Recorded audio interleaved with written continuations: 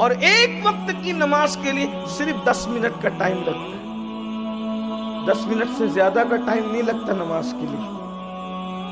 اگر ہم 5 نمازوں کا ٹائم نکال لیں تو 24 گھنٹے میں سے کل 50 منٹ ہے جس میں ہم نے اللہ کی بارگاہ میں حاضر ہونا. اور فائدے کتنے فائدے. اللہ اکبر. قرآن کہہ رہا ہے فائدے جاننا چاہتے ہو نماز کے؟ قد افلح من تزکا وذکر اسم ربہ فصلی. وہ لوگ کامیاب ہو گئے جنہوں نے اپنے من کو پاک کیا، اللہ کا ذکر کیا اور نمازی بن گئے. یعنی دنیا کی بھی کامیابی ہے، آخرت کی بھی کامیابی ہے. اور بڑی بات، یہ تو کامیابی تو ہے ہی ہے. آج گناہ سے ہر انسان چھٹکارا چاہتا ہے. قرآن کہتا ہے ان الصلاۃ تنہا عن الفحشاء والمنکر، کہ بے شک نماز ہر برائی اور بے حیائی سے روک لیتی. اور اگر نماز نہ پڑھو تو اللہ کے رسول صلی اللہ علیہ وآلہ وسلم ارشاد فرماتے ہیں جو نماز چھوڑ دے. اس روایت پر تھوڑی توجہ کریں. ویسے تو آپ بہت توجہ سے سن رہے ہیں ماشاءاللہ، اللہ آپ کو جزائے خیر دے، لیکن اس پر تھوڑا غور کر لیں. اللہ کے رسول صلی اللہ علیہ وآلہ وسلم فرماتے ہیں جس نے جان بوجھ کر نماز چھوڑ دیا اللہ اس کو اپنی امان سے باہر کر دیتا. یعنی اب اس کے ساتھ اللہ کی پناہ، اللہ کی امان کی چادر اس کے سر پہ نہ رہے گی. اللہ رب العزت نے اپنی امان سے اس کو باہر کر دیا. یعنی اللہ پاک اتنا ناراض ہے بے نمازی سے کہ اللہ اپنی امان کی چادر اس سے ہٹا لیتا ہے. اللہ اپنا دست قدرت جو امان کا اس سے ہٹا لیتا ہے. اس کو اللہ کی امان، اللہ اکبر. اور پھر صرف یہی بات تو بہت بڑی ہے کہ وہ خدا کی امان سے باہر ہو گیا، لیکن اب دوسری بات بھی سن لیں. بے نمازی کا ٹھکانہ کہاں ہے؟ آقا علیہ السلام ارشاد فرماتے جس نے جان بوجھ کے نماز چھوڑ دی قیامت کے دن اس کے ساتھ میرا کوئی وعدہ نہیں. آقا فرماتے میرا کوئی وعدہ اس کے ساتھ نہیں ہے. اس لیے کہ جب آخرت کی بات آتی ہے تو کہیں نہ کہیں ہم یہ سوچتے ہیں کہ یار کہیں بگڑی نہ بنے گی تو حضور ہمیں بچا لیں گے.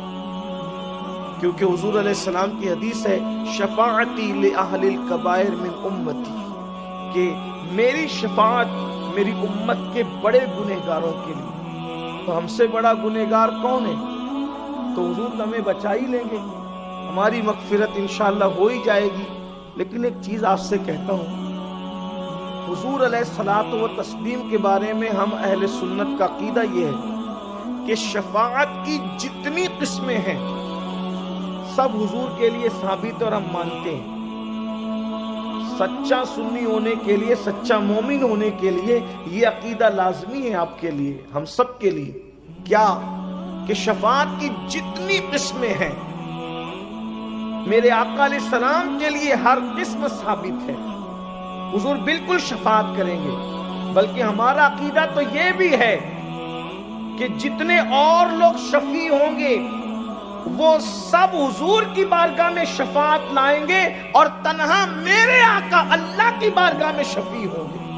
اور میرے امام اس کو یوں بیان فرماتے ہیں کیا ہی ذوق افزا شفاعت ہے تمہاری واہ واہ، قرض لیتی ہے گناہ پرہیزگاری واہ واہ.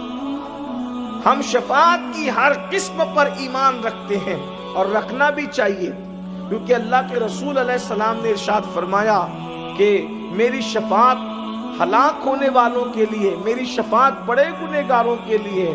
لیکن اب آئیے، اللہ کے رسول صلی اللہ علیہ وآلہ وسلم کے یہ سارے فرامین حق ہے، لیکن اگر آپ یہ سوچتے ہیں کہ ہم نماز چھوڑ دیں، نماز ترک کر دیں، تو اللہ کے رسول علیہ السلام یہ بھی فرما رہے ہیں کہ جس نے جان بوجھ کر نماز چھوڑ دی قیامت کے دن اس کے ساتھ میرا کوئی وعدہ نہیں. میں یہ نہیں کہہ رہا ہوں کہ جو نماز نہیں پڑھے گا حضور اس کی شفاعت نہیں کریں گے، یہ نہیں کہہ رہا ہوں، میری بات کا یہ مطلب نہ نکالنا.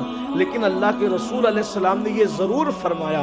آقا علیہ السلام فرماتے ہیں جس نے جان بوجھ کر نماز چھوڑ دی قیامت کے دن اس کے ساتھ میرا کوئی وعدہ نہیں. ذرا تصور میں لائیں، جب ماں بیٹے سے بھاگ رہی ہوگی جب بیٹا باپ کو پہچاننے سے انکار کر رہا ہوگا، جب زمین شعلے اگل رہی ہوگی، آسمان آگ برسا رہا ہوگا، رشتے اور ناطے خون کے ٹوٹ چکے ہوں گے،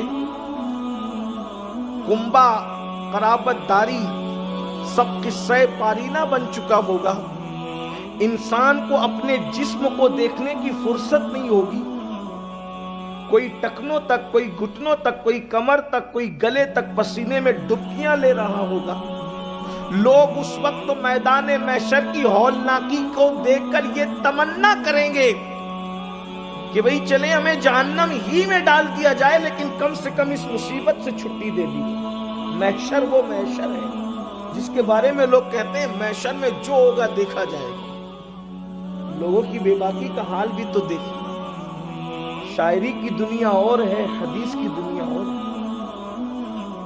روایتوں میں آیا ہے کہ لوگ میدان محشر کی تکلیف اور مصیبت سے اس طرح پریشان ہو جائیں گے کہ لوگ تمنا کریں گے کہ کم سے کم اس سے چھٹی ملے، جہاں جانا ہے جہنم ہی میں اگر ڈالا جائے تو ڈال دیا جائے، لیکن کم سے کم میدان محشر سے تو ہمیں نجات ملے۔ یعنی وہ محشر ہے، محشر اسے کہتے ہیں۔ لوگوں کے پتے پگھل پگھل کر پانی ہو رہے ہوں، آنکھیں لوگوں کی بہہ رہی ہوگی، زبان پیاس کی وجہ سے لوگوں کے سینے پہ لٹک رہی ہوگی، اللہ کے عرش کے علاوہ کوئی سایہ نہیں ہوگا۔ آج لوگ اپنی راتوں کو عیاشیوں میں گزارتے ہیں، کانوں میں ایئر فون لگا کر گانے یوں سنتے ہیں، ان کو یوں لگتا ہے کہ یہ کوئی جرم ہی نہیں۔ حرام کام اس انداز سے کرتے ہیں کہ اس کے بارے میں کبھی پوچھا ہی نہیں جائے گا۔ آج مسلمانوں میں سود اور بیاج جس طریقے سے عام ہو رہا ہے، ایسا لگتا ہے کہ خوف خدا دلوں سے اٹھ چکا ہے۔ کل تک تو صرف مرد ہی سود میں مبتلا تھے، آج تو عورتیں بھی سود خوروں میں شامل ہو رہی ہیں۔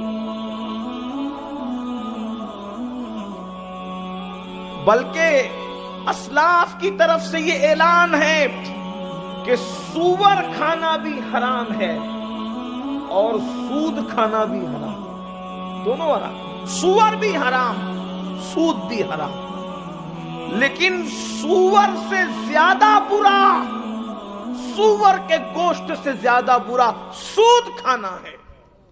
کیوں؟ اس لیے کہ جو سور کھا رہا ہے وہ حرام کام ضرور کر رہا ہے، لیکن سور کھانے والوں کے لیے اللہ نے جنگ کا اعلان نہیں کیا، مگر جو سود کھاتے ہیں اللہ نے ان سے جنگ کا اعلان کیا ہے۔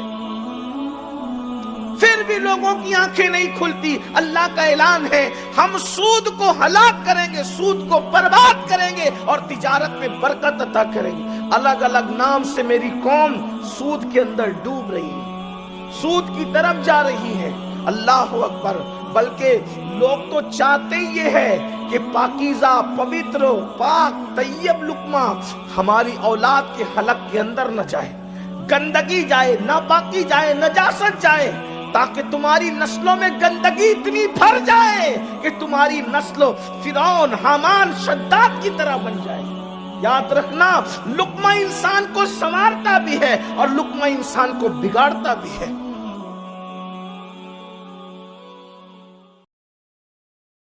ایسے ہی روز نئے نئے بیان تقریر سننے کے لیے اگر آپ ہمارے چینل پر پہلی بار آئے ہیں تو سبسکرائب ضرور کریں۔